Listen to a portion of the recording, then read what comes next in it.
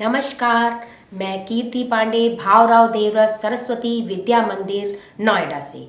बच्चों, आज हम कक्षा 12 के इतिहास विषय के पाठ 1 ईंटें, मनके तथा अस्थियां, हड़प्पा सभ्यता, इसके 5वें भाग को समझने जा रहे हैं। आज हम पढ़ेंगे मोहरे तथा मुद्रांकन के बारे में। मोहरे और मुद्रांकन का प्रयोग लंबी दूरी के संपर्कों को सुविधाजनक बनाने के लिए किया जाता था। जब भी सामान से भरा कोई थैला एक स्थान से दूसरे स्थान पर भेजा जाता था, तब उस थैले का मुंह पहले रस्सी से बांधा जाता था। जैसे कि सामान उसमें भरा और उस थैले को फिर रस्सी से बांध देते थे। रस्सी से बांधने के बाद फिर गीली मिट्टी उसमें जमा कर दी जाती थी।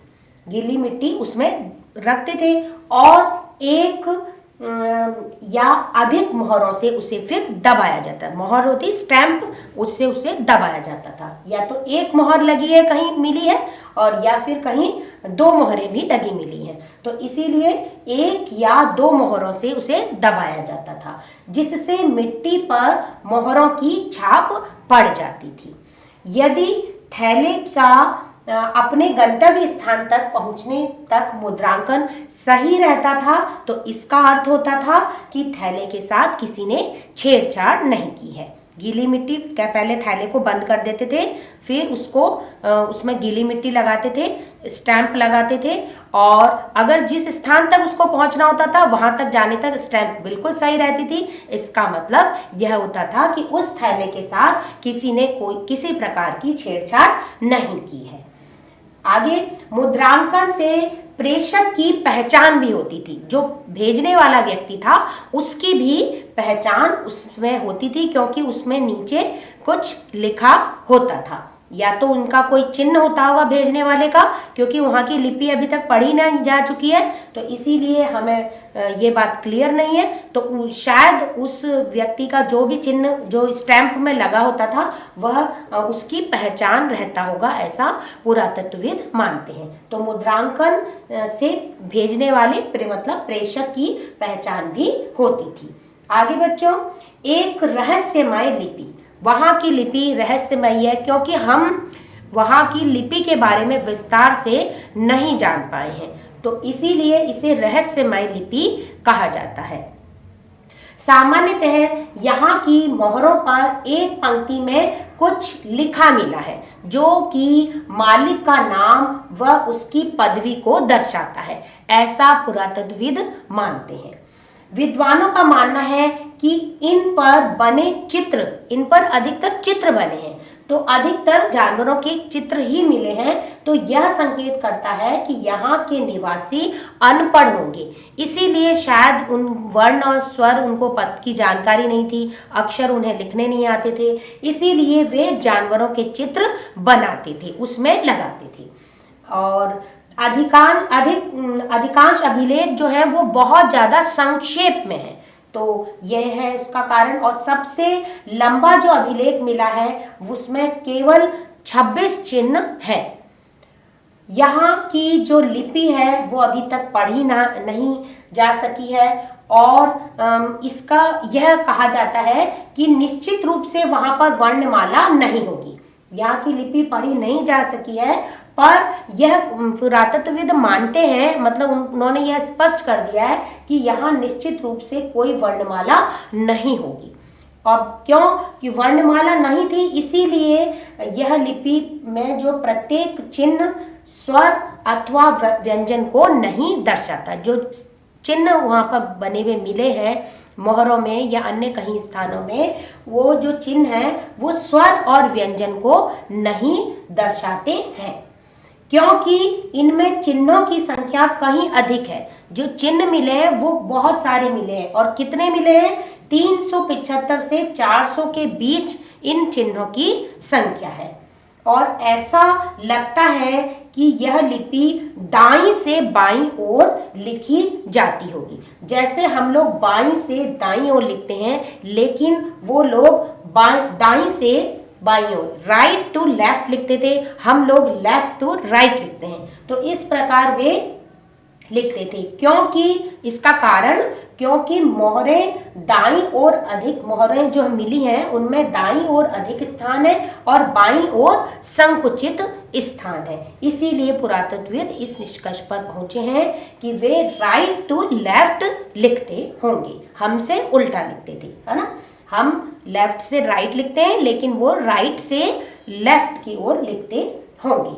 हड़प्पा स्थल में जो मोहरे हैं वो तांबे के औजारों, मर्तबानों पर, तांबे और मिट्टी की लघु पट्टिकाओं पर, आभूषण पर, अस्थियों पर भी और एक प्राचीन सूचना पट भी लिखावट मिली है। हड़प्पा सभ्यता में जो स्थल मिले हैं उनमें जो है मोहरों में मिली है ये कुछ लिखावट, तांबे के औजारों में मिली है, मर्तबानों में तांबे और मिट्टी की लघु पट्टिकाएं हैं ऐसी उसमें मिली है, आभूषण, अस्थियों और प्राचीन सूचना पट में भी यह लिखावट देखने को मिली है। तो इस प्रकार ये जो पुरातत्वविद मानते हैं कि हो सकता है कि जो वो नष्ट हो गई चीजें हैं, जो समाप्त हो गई हैं, उनमें भी उन वस्तुओं भी शायद लिखावट रही होगी। क्या यहाँ साक्षरता व्यापक रूप से थी? तो यह बहुत बड़ा प्रश्न है कि वहाँ क्या साक्षरता व्यापक रूप से विद्यमान थी? तो पुरातत्वविदों का यह मानना है कि नहीं, वहाँ साक्षरता व्यापक रूप से विद्यमान नहीं रही होगी। क्यों? क्योंकि लिपि में चिन्हों की बहुत अधिक संख्या है। जैसे आपने अभी बताया 375 से 400 चिन्ह हैं, तो इनको याद करना, इनको लिखना बहुत कठिन रहा होगा, तो इसीलिए साक्षरता नहीं होगी। और जहाँ कहीं भी लिखा हुआ मिला है वो संक्षेप में ही मिला है, बहुत शॉर्ट में लिखा हुआ मिला है। ऐसे कहीं प्रमाण नहीं मिलते हैं कि ये लिखावट को महत्व दिया करते होंगे। कहीं भी हमें जो पुरातत्व चीजें मिली हैं हड़प्पा सभ्यता में, कहीं भी हमें यह प्रमाण नहीं मिलते कि वे शायद कि लिखते होंगे या लिखावट या कोई एक विशेष कमरा होगा जहाँ लिखते होंगे, है ना। तो इसीलिए पुरातत्वविद इस निष्कर्ष पर पहुंचे हैं कि वहाँ साक्षरता नहीं रही होगी। अब हम जानते हैं बाटों के बारे में। जो हम तोलते हैं तराजू में, तो सामान तोलने के लिए जो बाट होते हैं उसी के बारे में हम विस्तार से जानेंगे। बाट जो थे, विनिमय के लिए बाटों का प्रयोग किया जाता था। जब कोई चीज हम खरीदने जाते हैं तो हमारे तराजू से वो तोल के देता है दुकानदार, तो वैसे ही वो भी तोल कर लिया और दिया करते थे सामान को। तो जो बाट बनते थे वो चट नामक पत्थर से बनाए जाते थे। तो बच्चों बोर्ड के एग्जाम में यह क्वेश्चन आता है कि हड़प्पा सभ्यता के जो बाट थे वो किस पत्थर के बनाए जाते थे।